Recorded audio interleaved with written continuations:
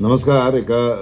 नमस्कार. राष्ट्राय स्वाहामध्ये आपलं स्वागत. एका वेगळाच विषय माझ्या डोक्यात काही दिवस घोळतोय, जरा तुमच्याशी बोलीन म्हणतो. गंमत आहे. म्हणजे बघा, सत्तेमध्ये लोक येतात. सत्तेवर आल्यानंतर ते दुसऱ्या म्हणजे कुठल्या ज्या भ्रष्ट राजकीय पुढाऱ्यांवरती केसेस होतात.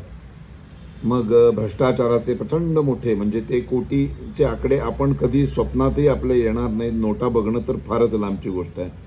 पण असे 800 कोटी, 500 कोटी, 1700 कोटी असे सगळे आपण ऐकतो. आणि मग त्यांच्यावर भ्रष्टाचारांचे आरोप होतात आणि मग ते सगळेजण थोडेच दिवसांसाठी आतमध्ये जातात आणि आतमधनं ते बाहेर येतात. ते काही निर्दोष सुटून बाहेर येत नाही, तर त्यांना जामीन मिळालेला असतो.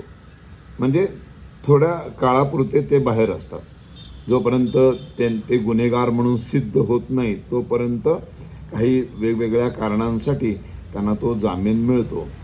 मग जामीन मिळाल्यानंतर तेच ज्या सरकारने, ज्या सत्तेत असलेल्या लोकांनी त्यांच्यावर आरोप करून त्यांना जेलमध्ये टाकलं आहे, तेच बाहेर आल्यानंतर तेच त्याच सत्तेमध्ये, त्याच सरकारच्या, त्याच मुख्यमंत्र्याच्या बरोबर कसे काय बसू शकतात?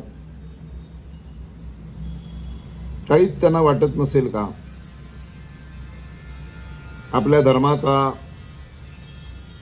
आपल्या संस्कृतीचा, आपल्या वेद मंत्रांची जाहीरपणे टिंगल करणारे, आपल्याला आई बहिणींवरनं बोलणारे, मुख्यमंत्र्यांच्या बायकोबद्दलच अत्यंत गलिच्छ शब्द बाहेर काढणारे, ह्या सगळ्यांना सोबत घेऊन बसताना काहीच वाटत नसेल का? म्हणजे उद्या मला जर व्यक्तिगत विचारलं की माझ्या घरातल्या कोणाला जर शिव्या दिल्या, माझ्या घरामधल्या कोणाला घाण शिव्या दिल्या, मला आई बहिणीवरनं जर कोणी शिव्या दिल्या, त्या माणसाशी मी मैत्री करू शकेन का?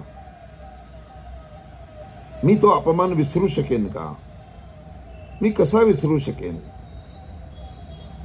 माझ्या बायकोची टिंगल करणारे, माझ्या धर्माची टिंगल करणारे, माझ्या संस्कृतीची टिंगल करणारे, माझ्या वेद मंत्रांची टिंगल करणारे, माझ्या देवांची टिंगल करणारे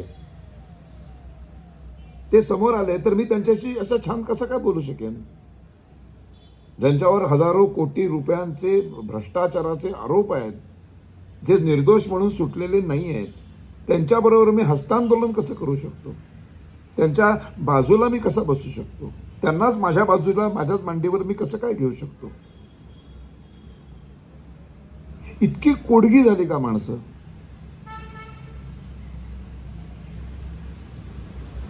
आम्हाला कधीही एकही राजकीय नेत्यावर आरोप झाला आणि तो एक 15-20 वर्षांच्या, 10 वर्षांची तो गुन्हा सिद्ध होऊन तो माणूस गेला जेलमध्ये, असं आम्हाला कधीच बघायला मिळणार नाही का? सत्तेचा गैरवापर करून आपल्या विरोधामध्ये जर कोणी बोलला असेल तर त्याला घरी बोलवून बडवणारे, त्या केसचं काय झालं पुढे? ज्या कुठल्या आमदारांवरती आणि त्याच्या मित्रांवरती बलात्कार आणि खुनाच्या केसेस आहेत, चालू आहेत, त्यांच्यावर FIR नोंदवला गेलेला आहे, त्यांच्या विरोधात कोर्टामध्ये केसेस उभे आहेत, त्या केसचा कधी निकालच लागणार नाही का? सामान्य माणसांच्या घरामध्ये ज्यांनी घरं मिळवून देण्यामध्ये ज्यांनी भ्रष्टाचार केला, त्या भ्रष्टाचाराच्या आरोपाखाली ते आतमध्ये गेले, ते बाहेर आले, ते निर्दोष नाही सुटले आहेत. कोणी निर्दोष सुटलेलं नाही आहे का? या देशामध्ये कोणाला शिक्षाच होणार नाही. ते पुन्हा ताठमानेने फिरणार सगळेजण, पुन्हा निर्लज्जासारखे चॅनल समोर येणार, पुन्हा नीतिमत्तेच्या गोष्टी त्यांच्या तोंडून. म्हणजे कमाल वाटते, कोडगेपणाची कमाल आहे, कोडगेपणाची कमाल आहे, निर्लज्जपणाची कमाल आहे. त्याला आमच्या सामान्य लोकांना काही व्हॅल्यूच नाही आहे काय?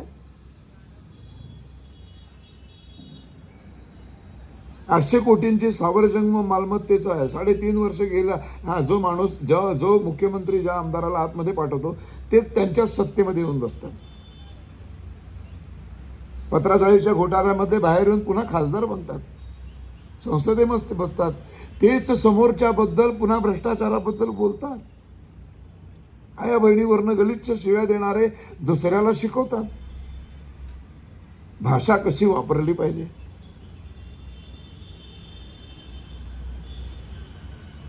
कधीच शिक्षा होणार नाही. कधीच. सगळेच राजकीय पक्ष त्यांची व्यक्तिगत लेवलवर त्यांची छान मैत्री आहे. मला काय म्हणजे कळतच नाही हो. दुःख होतं, त्रास होतो. अशी ही कुठली जमात म्हणायची याला? कुठली जमात आहे ही? इतके कोडगे कसे असू शकतात लोक?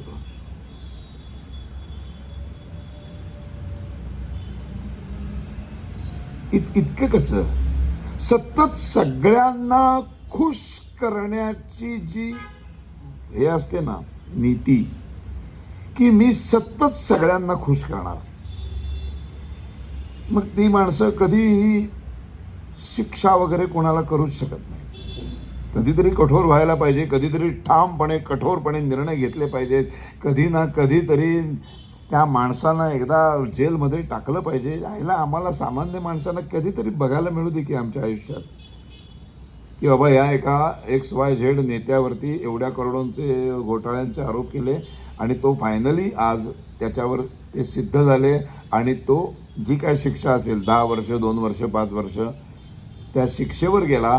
त्यांनी भ्रष्टाचारामधनं कमावलेली सगळी संपत्ती, मालमत्ता, पैसा अडका हा सरकारने जप्त केला आणि तो सरकारी तिजोरीमध्ये जमा झाला. कधीच नाही, कधी दिसतच नाही. कुणालाही कधी शिक्षाच होत नाही. असे धादांत पुरावे आहेत समोर सगळ्यांच्या.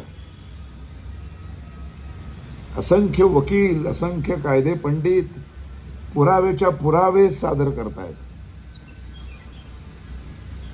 पॉडकास्टमध्ये येऊन सगळं सांगतायत.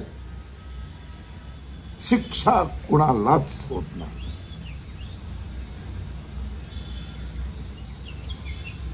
तरीही छत्रपती शिवाजी महाराजांचा देश आहे हा. लाज पण वाटत नाही छत्रपती शिवाजी महाराजांचं नाव घ्यायला. स्वराज्यामध्ये, हिंदवी स्वराज्यामध्ये असं नव्हतं. तात्काळ तिथल्या तिथं निवाडा केला जायचा. तिथल्या तिथं गड्यावरनं फेकून दिलं जायचं, हत्तीच्या पायाखाली दिलं जायचं, देहांताचं प्रायश्चित्त भोगायला लावायचे, तिथल्या तिथं चौरंग व्हायचा.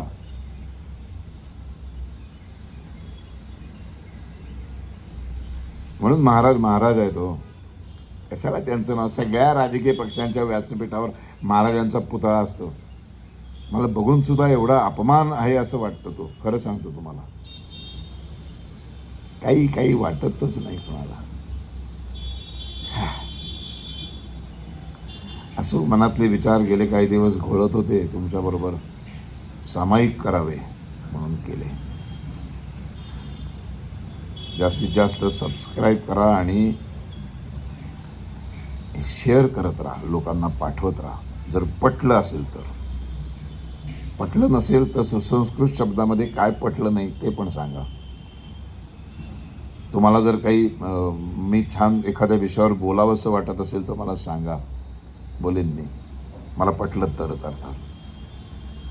थांबतो. जय हिंद.